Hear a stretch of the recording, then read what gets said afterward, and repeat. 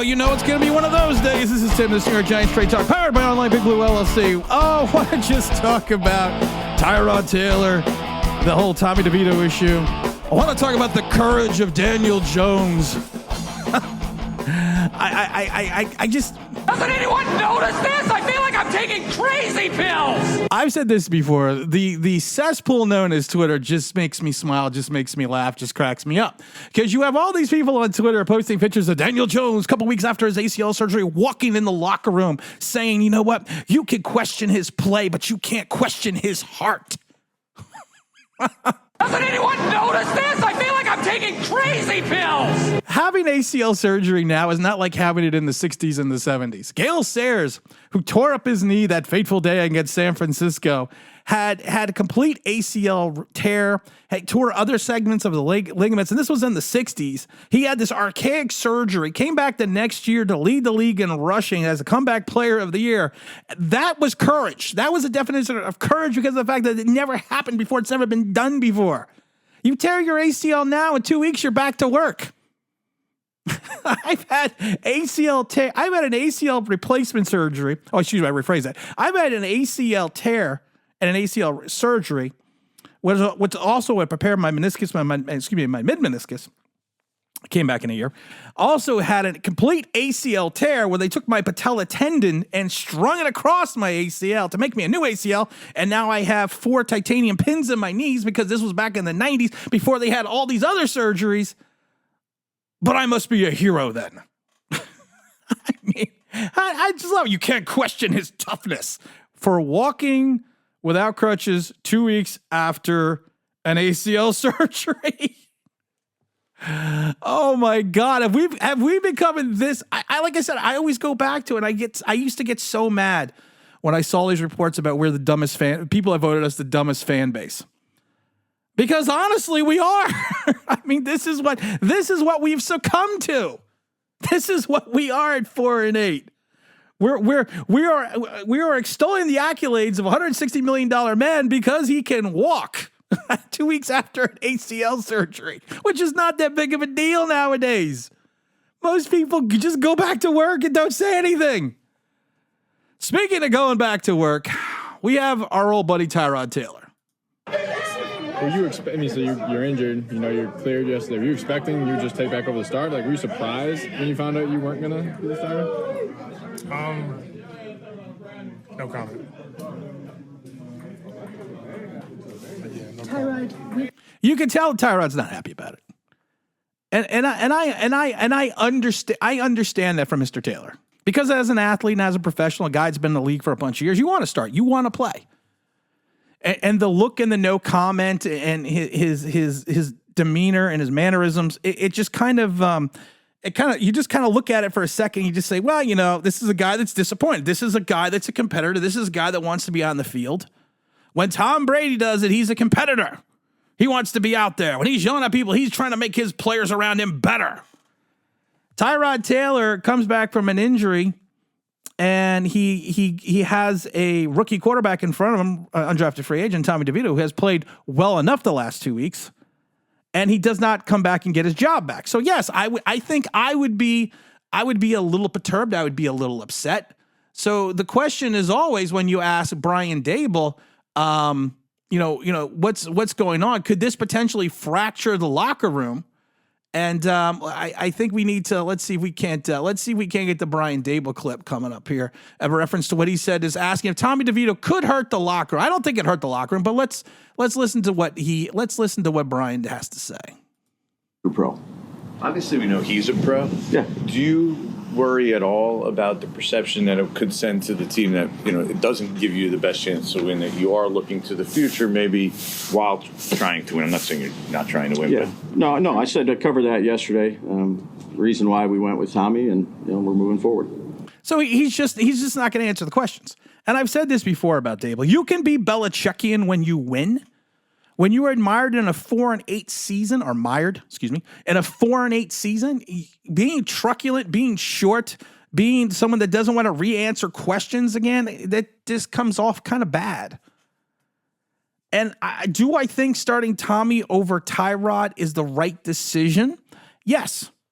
Tommy has been playing. Tommy's been getting the reps.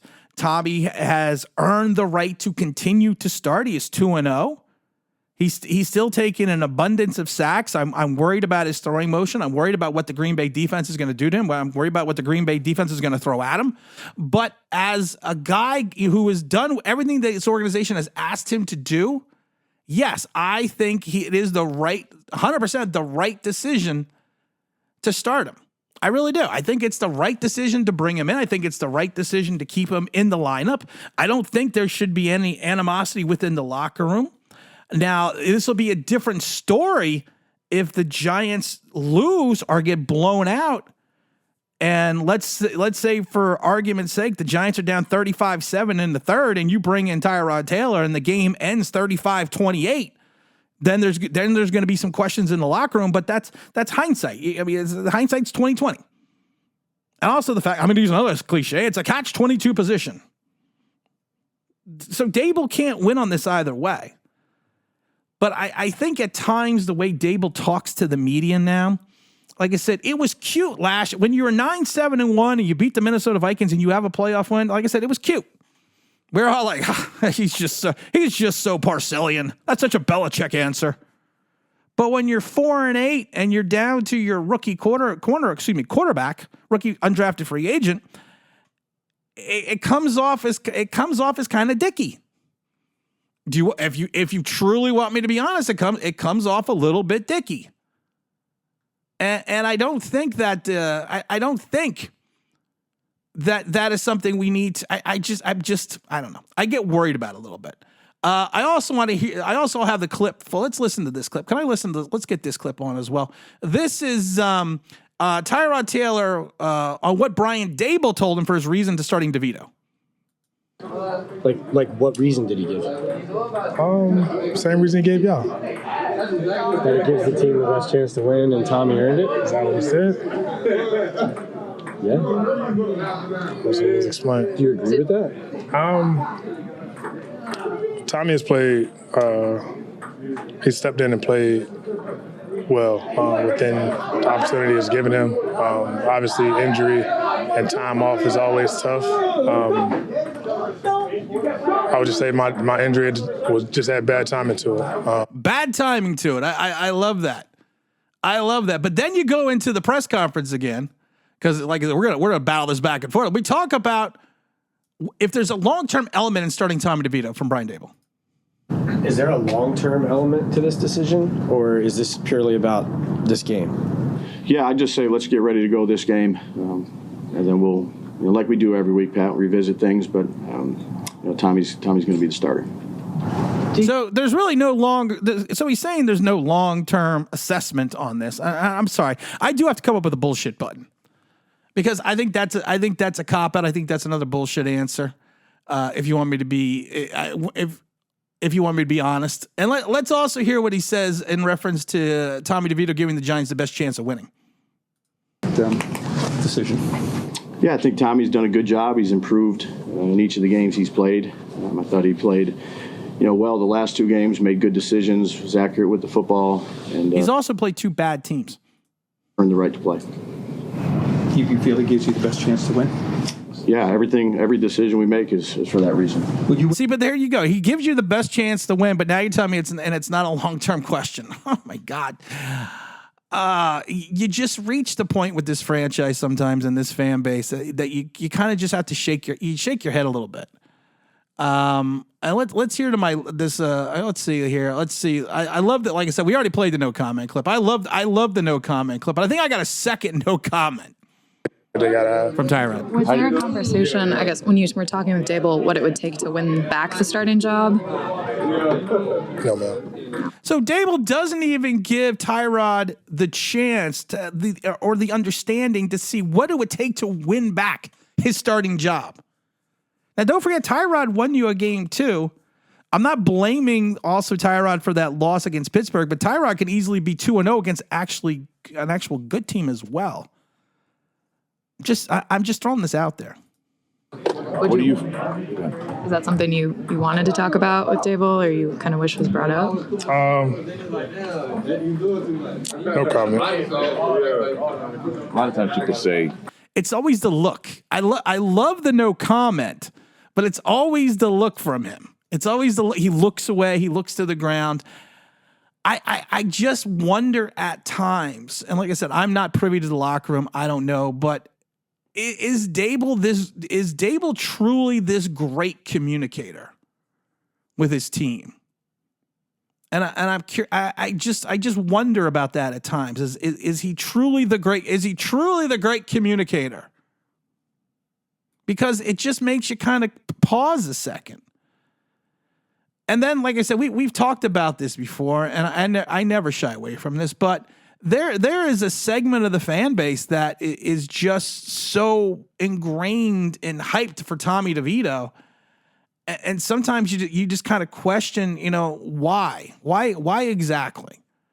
And I never shy away from it, because do I think at times there is a racial element involved in some of the fan base's thought process about Tommy DeVito starting over Tyrod Taylor? If you didn't question that, if you didn't think about that, if you didn't bring it up, I mean, honestly, you're not really being realistic in life. Because, like we've talked about it before, there's a racial element against everyone. Everyone's, racism isn't just designated for certain segments of the culture. Black people can be racist, white people can be racist, Chinese people can be racist, Martians can be racist. It's just the way it is. And if you do not think, for some regards of the fan base, there's not a racial preference for your quarterback, then you're kind of lying to yourself. And you may not want to hear this conversation. You may not want to talk about it. You may be uncomfortable about it, but maybe that's what we need to be. Maybe we need to be uncomfortable. Maybe we need to point out the fact that Giants in over 100-year histories have never drafted an African-American quarterback and only started 2 in their 100-plus year history. Now, I've always said I don't feel that there is a racial element from the Maras in reference to that. I think a lot of it has to be with the quarterbacks that you have had. You had Phil Simms from 79 to 83.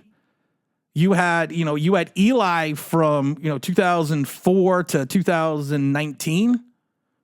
You had Kerry Collins in there for almost 5 years as well. So, I mean, I don't think there was an opportunity, at that point in time to find the quarterback, because they weren't really looking for one, because you have a good 30-year stretch, if not, almost 40-year stretch where, you had a starting quarterback. The Giants have been lucky in that aspect in regards to they have had quarterbacks for an extended periods of time. We had a little bit of dearth in the early 2000s and also in the mid-90s after Sims left. I'm not going to go back to the 60s and 70s because no one remembers that besides me.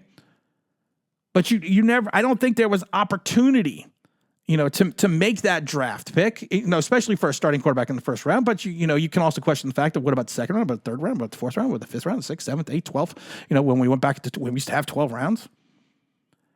But you always have to look at the elephant in the room and say, is there an element of this? People always say, Tim, why aren't you more popular? Well, this is the reason why. Because I talk about shit like this. I speak of the truth, because the truth shall always set you free. That seems like from a show. Maybe Mad Ramblings of a Gen Xer. Shameless plug. James Williams will be in his house this Friday. I don't know if we're going to stream on Friday or Saturday. We have not decided yet, but James is going to be here in studio. We're going to have a lot of fun with that stream because my brother from another mother is going to be coming in here, lighting it up like he always does, talking Giants, and I'm excited about it. And as always, don't forget to like, don't forget to subscribe, don't forget to ring that bell because you want to know why. That'd be awesome.